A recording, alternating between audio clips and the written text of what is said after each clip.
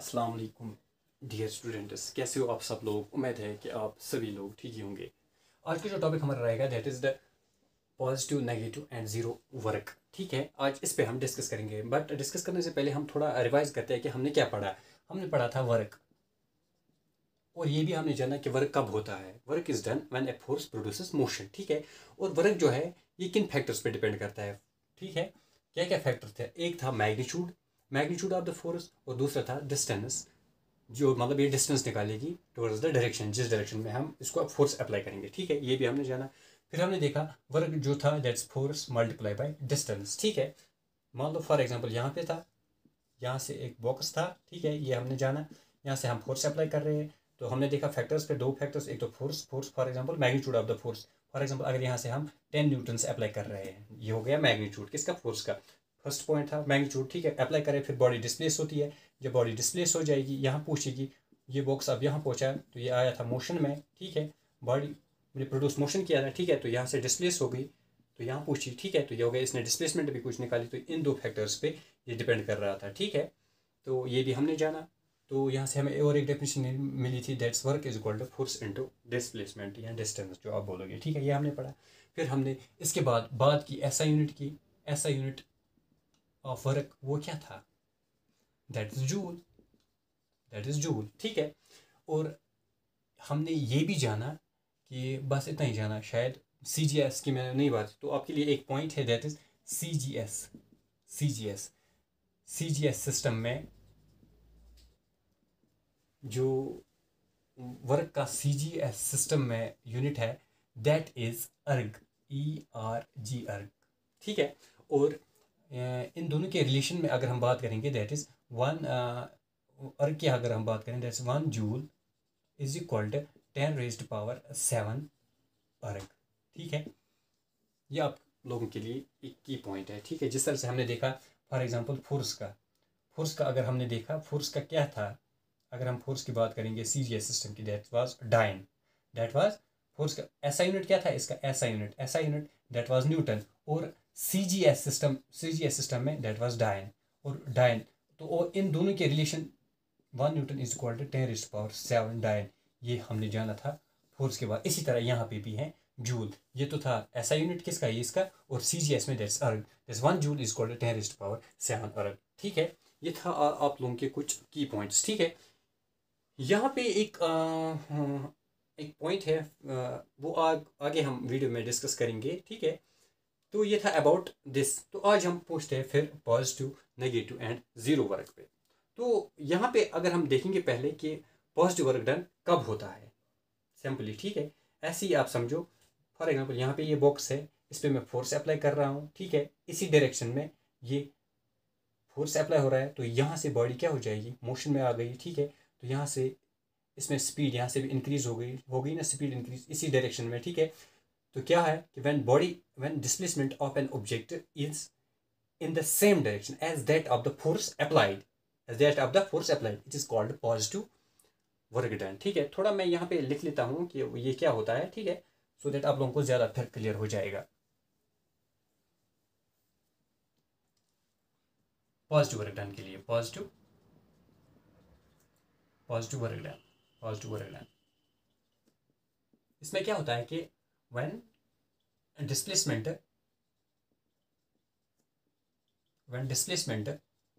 of an object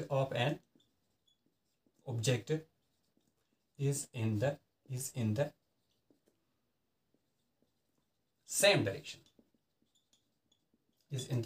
ये आप कैसे, मैं अभी आप लोगों को समझाता हूँ कैसे। as that of force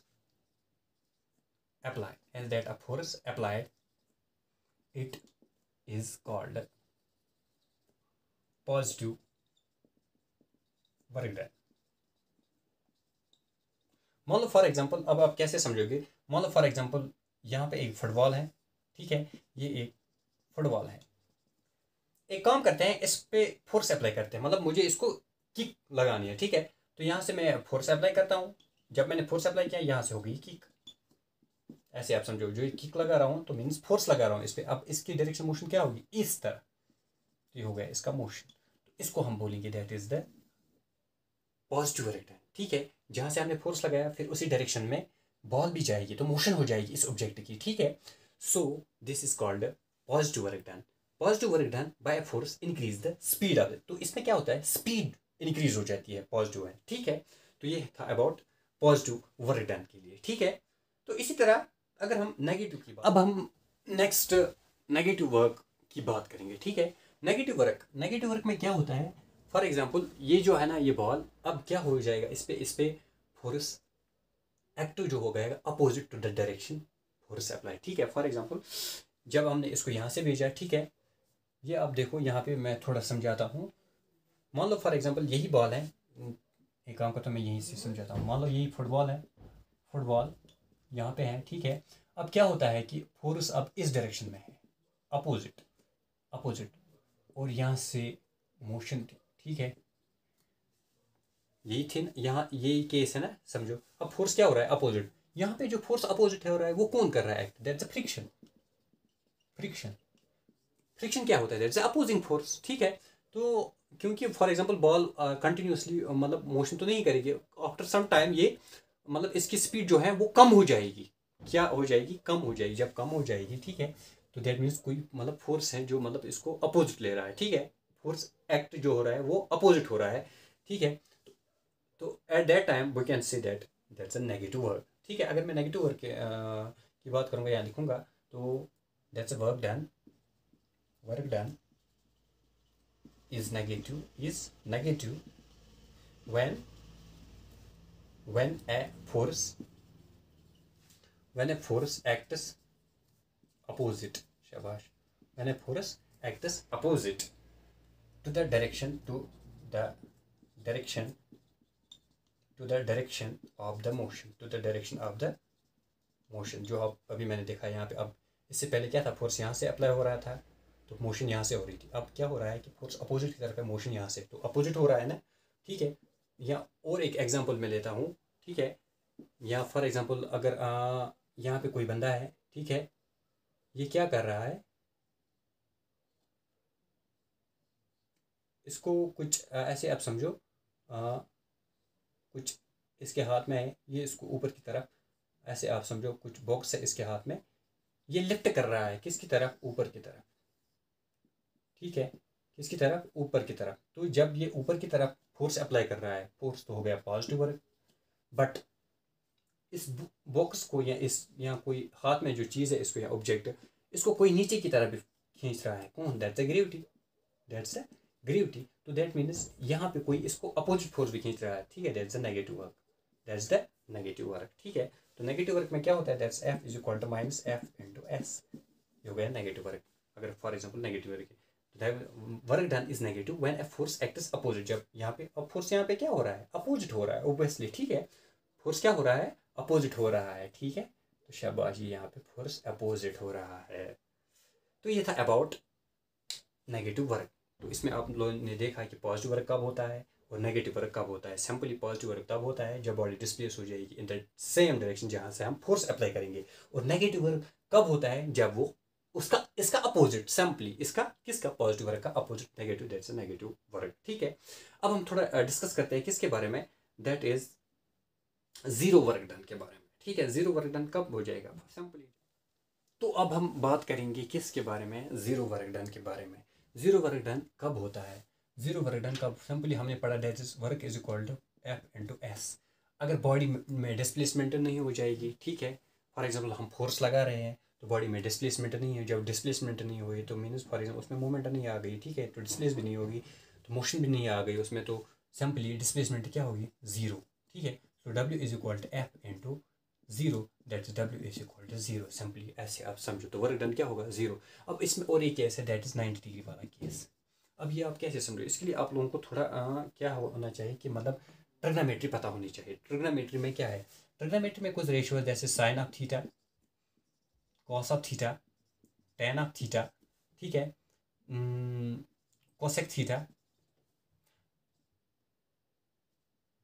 sec theta, cot theta, ये कुछ ट्रिग्नोमेट्री रेशियोज में, ये फिजिक्स में मोस्ट इंपॉर्टेंट है, ठीक है।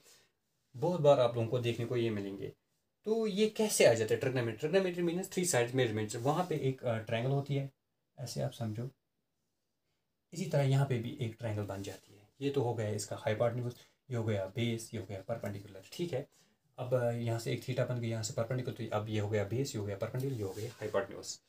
तो यहाँ पे आपको ये समझने के लिए मैं आपको थोड़ा एक हिंट देता हूँ, सो दैट आप लोगों को अच्छी तरह से समझ में। मतलब फॉर एग्जांपल यहाँ पे एक बॉक्स है, ठीक है। मैं इसको फोर्स लगा रहा हूँ यहाँ से ओब्लिकली, ऐसे आप समझो ओब्लिकली यहाँ से पुल कर रहा हूँ, ठीक है। जब यहाँ से हो गया direction of force, direction of force, तो जब मैं यहाँ से पुल कर रहा हूँ इसको, ये हो गया डायरेक्शन ऑफ फोर्स। अब बॉडी फिर यहाँ पहुँच गई, ठीक है। तो यहाँ से फिर मतलब यहाँ से मतलब बॉडी डिस्प्लेस हो गई ना इस डायरेक्शन में, तो हो गई इस डायरेक्शन में डिस्प्लेसमेंट,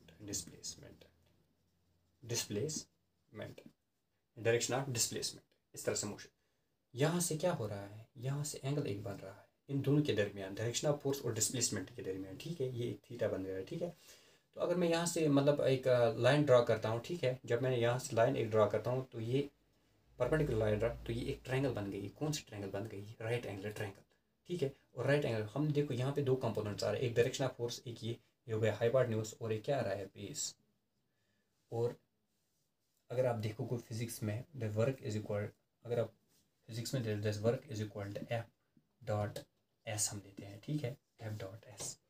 बट आप देखो कि आगे की पॉइंट है आप लोगों की, तो ये थोड़ा एक्स्ट्रा नॉलेज अभी आप लोगों की बुक में नहीं है, ठीक है। That's F is equal to F S cos of theta, F S cos of theta. अब कॉस ऑफ थीटा किसके बराबर, यहाँ पे ये रेशियो मैंने लिया है, ठीक है। कॉस ऑफ थीटा में क्या क्या आता है, एक आता है बेस और दूसरा आएगा इसके डिवाइड में, that's the hypotenuse. Base divide by hypotenuse, base divide by hypotenuse, यही दो आते हैं ये, ठीक है। ये साइड दो आते हैं, ठीक है। इसलिए यहाँ पे ये कॉस लेता है, ठीक है। That's work done is equal to F S cos of theta, F into S into cos of theta, ठीक है। तो इसलिए यहाँ पे work done, zero work done में आपको 90 डिग्री को मिलने को मतलब देखने को मिलेगा। और इसमें कुछ रेशियोज हैं, जैसे कि for example cos of 90 degree जो होता है दैट इज इक्वल टू 0। मान लो फॉर एग्जांपल यहाँ पे एक बंदा है, ठीक है। ये एक बंदा है, इसके सर के ऊपर कुछ ऑब्जेक्ट है, ऐसे आप समझो कुछ ऑब्जेक्ट है, ऐसे आप इसके सर के ऊपर ऑब्जेक्ट, जैसे फॉर एग्जांपल मैक्सिमम गर्ल्स जो वो मतलब वो वाटर पॉट ऊपर उठाते हैं किसके सर के ऊपर। तो in physics they are doing zero work.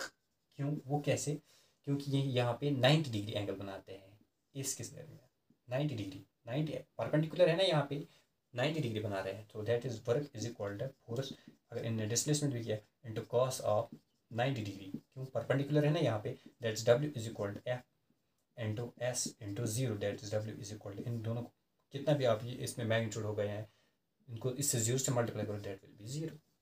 तो इन फिजिक्स में जो ये काम कर रहे हैं, या फॉर एग्जाम्पल कूली होता है जो सर के ऊपर मतलब कुछ रखता है, लॉगेज वगेज रखता है, in physics he is doing zero work, he is doing zero work, ठीक है।